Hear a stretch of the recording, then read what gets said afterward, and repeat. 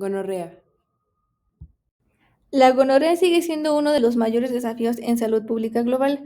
A pesar de los avances en el tratamiento, la enfermedad mantiene una alta incidencia, especialmente entre jóvenes sexualmente activos y poblaciones con acceso limitado a servicios de salud. Su tratamiento por contacto sexual y las complicaciones graves que puede generar, como infertilidad y un mayor riesgo de VIH, resaltan la necesidad urgente de abordarla de manera efectiva. En este video abordaremos las características biológicas de Neisseria gonorrea que la convierten en un patógeno tan efectivo, los mecanismos que utiliza para evadir el sistema inmune y las implicaciones de su resistencia antimicrobiana. Además, exploraremos cómo estos conocimientos son clave para comprender su impacto y desarrollar estrategias terapéuticas más efectivas. ¿Pero qué es la gonorrea? Pues la gonorrea es una infección de transmisión sexual provocada por la bacteria Neisseria gonorrhoeae. Esta bacteria es un diplococo gram negativo. Esto significa que tiene una forma esférica y se agrupa en pares. Una de las características más importantes del Neisseria gonorrhoeae es que posee fimbrias, que son estructuras similares a pelos y que actúan como factor de virulencia. Esto va a permitir que la bacteria se adhiera a las células de su huésped de forma eficiente y estable. Esta capacidad de adherencia es de suma importancia para su establecimiento y la proliferación de la infección en el organismo afectado. Manifestaciones clínicas. Hay dos tipos de cuadros, el cuadro extragenital y genital. Por ejemplo, en el caso extragenital, pues la conjuntivitis gonocócica es una infección ocular grave, la cual si no se aborda adecuadamente puede conducir a complicaciones serias. Los síntomas más característicos son secreción purulenta, abundante, conjuntivitis hemorrágica y celulitis preseptal, la cual si no se atiende puede evolucionar a úlceras corneales y perforación corneal. Por otro lado, tenemos la faringitis gonocócica. Esta es una condición en que la mayoría de los casos no presenta síntomas, lo cual la hace especialmente insidiosa. Sin embargo, en algunas ocasiones los afectados pueden experimentar dolor de garganta, presencia de exudado faríngeo, linfadenopatía cervical y bueno, esta infección supone un desafío ya que es complicada de erradicar y altamente infecciosa.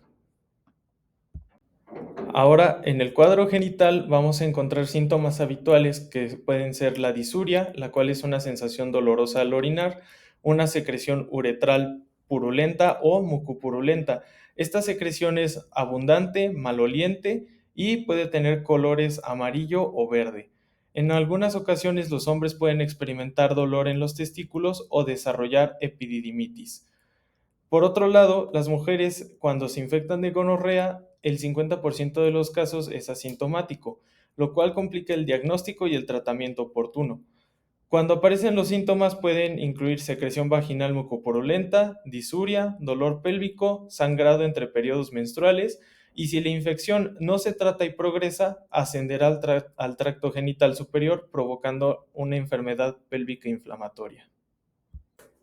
Diagnóstico. Para diagnosticar la gonorrea se emplean tres tipos principales de pruebas. Primero, la prueba de amplificación de ácidos nucleicos, la cual es considerada el estándar de oro debido a su alta sensibilidad de un 90% y especificidad de un 98%. Se realiza en muestras urogenitales como orina, hisopados endocervicales, vaginales y uretrales. Son rápidas y precisas, ideales para un diagnóstico confiable. Como segundo método tenemos el cultivo bacteriano. Aunque no es la prueba principal, es esencial para detectar resistencia antimicrobiana. Se utiliza en casos de sospecha de fracaso terapéutico o en contextos especiales como abuso sexual. Finalmente, tenemos la tinción de Gram, la cual revela diplococos gram negativos intracelulares en muestras de secreción uretral. Es altamente específica y sensible en hombres. Por su parte, en mujeres, su especificidad es menor debido a la posible naturaleza sintomática de la infección. Estos métodos están organizados en algoritmos diseñados para optimizar el proceso diagnóstico. Por ejemplo, el diagrama de flujo que se muestra aquí combina técnicas bioquímicas y moleculares para una identificación precisa de Neisseria gonorrea. Epidemiología. Ahora pasemos a la epidemiología de la gonorrea, un aspecto clave para entender a quién afecta más y cómo abordar esta enfermedad. La gonorrea es más común en poblaciones de alto riesgo, como trabajadores sexuales, usuarios de drogas y hombres que tienen sexo con otros hombres. Estas tendencias no son exclusivas de México, también se observan en otros países, donde las tasas de estos grupos son significativamente más altas. En México se ha estudiado las enfermedades de transmisión sexual, incluida la gonorrea y su relación con los problemas de salud a largo plazo. Por ejemplo, Un estudio realizado por Vázquez Salas y colaboradores encontró que el 10.5% de los hombres con antecedentes de gonorrea desarrollaron cáncer de próstata, lo que señala una prevalencia preocupante en esta población específica. Tratamiento. El tratamiento de primera línea para la gonorrea no complicada combina dos medicamentos clave: la ceftriaxona de 500 miligramos en una sola dosis por vía intramuscular y la acitromicina de 1 gramo en una sola dosis por vía oral. Esta combinación es altamente efectiva y se considera el estándar de oro. Pero, ¿qué pasa si alguien es alérgico a la ceftriaxona? En estos casos, se puede optar por combinar acitromicina con gentamicina. Sin embargo, esta alternativa no es la ideal en todos los casos por la resistencia que presenta frecuentemente la gonorrea a este tratamiento. De igual forma, recuerda siempre acudir al médico para un diagnóstico y tratamiento adecuados. Prevención y control. Para la prevención y el control de la gonorrea, podemos basarnos en 3 pilares fundamentales: prácticas sexuales seguras, detección temprana y manejo de la resistencia antimicrobiana.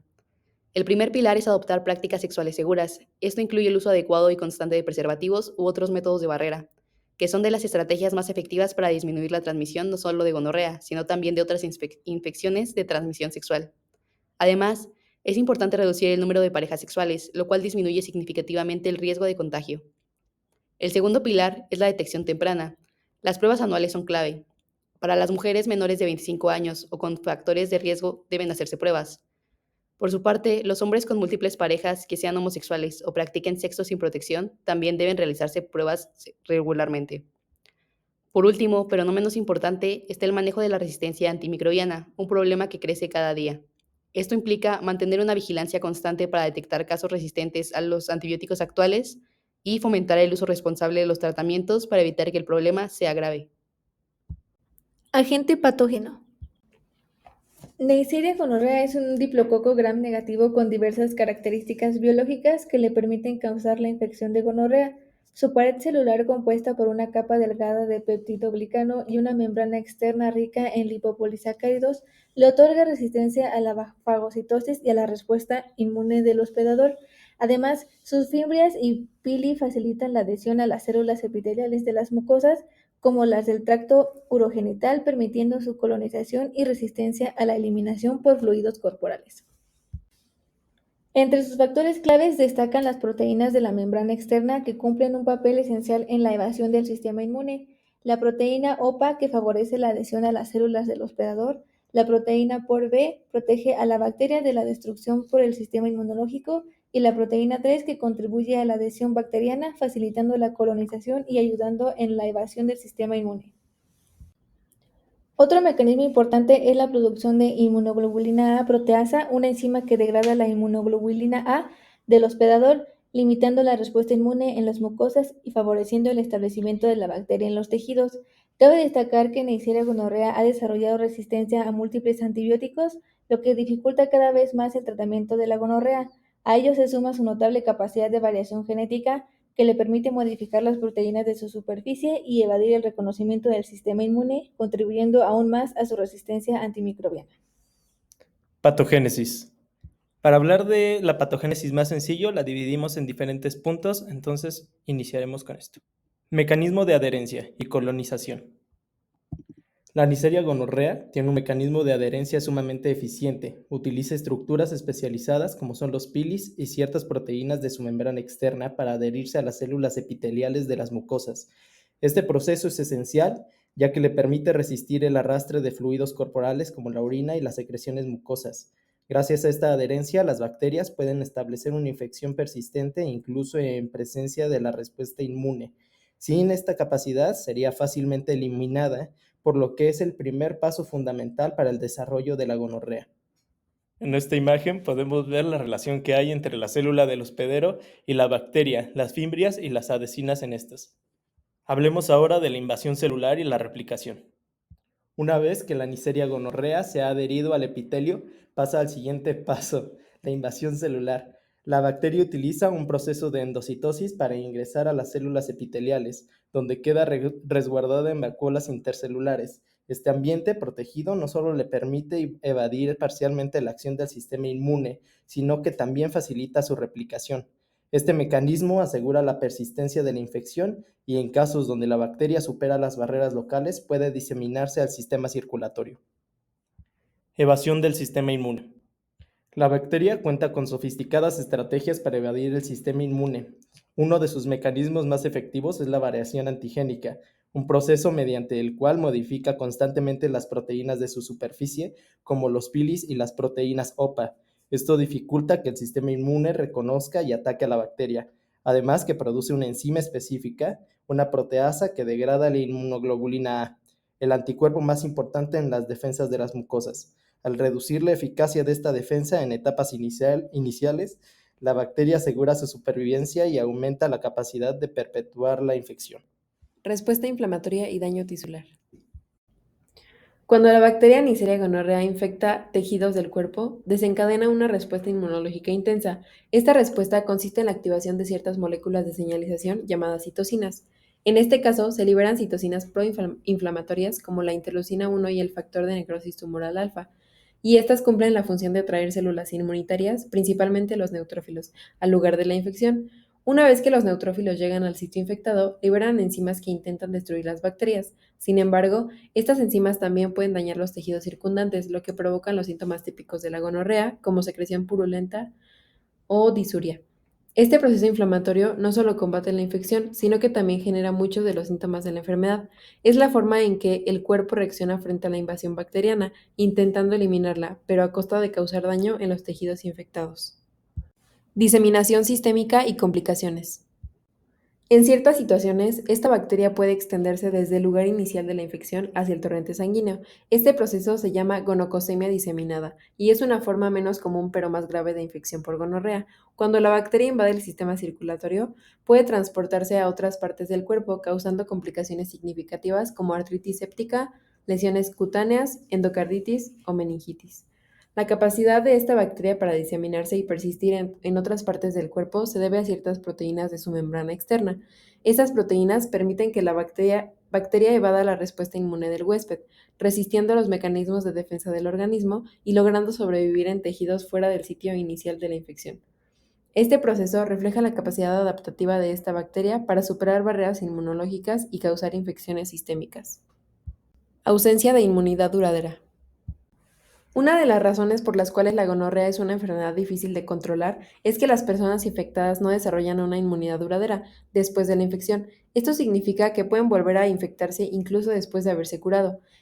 Esta falta de inmunidad se debe a dos factores principales: la variabilidad antigenética de la bacteria y la insuficiencia del sistema inmune para generar memoria inmunitaria. Como resultado, las reinfecciones son muy comunes.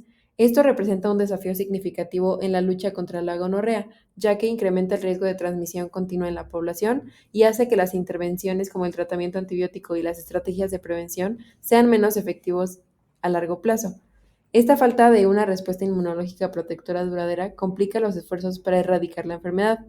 Por ello, la gonorrea sigue siendo una amenaza de salud pública importante, que requiere enfoques innovadores en su manejo y prevención.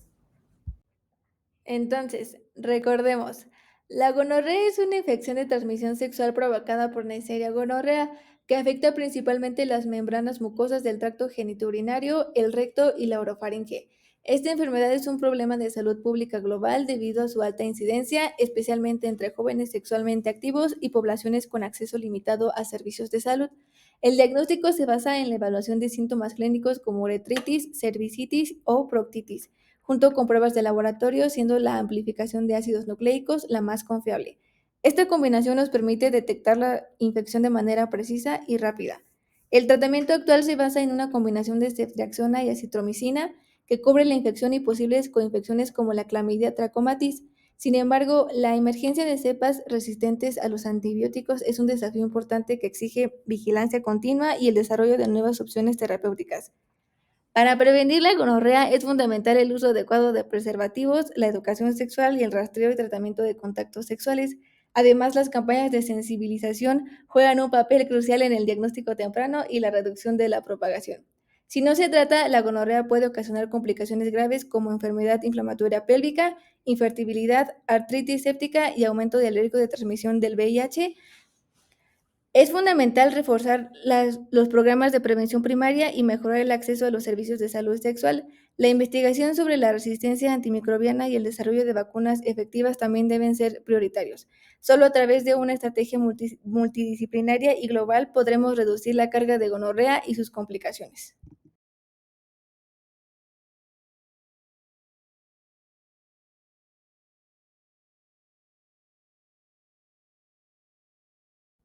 Muchas gracias.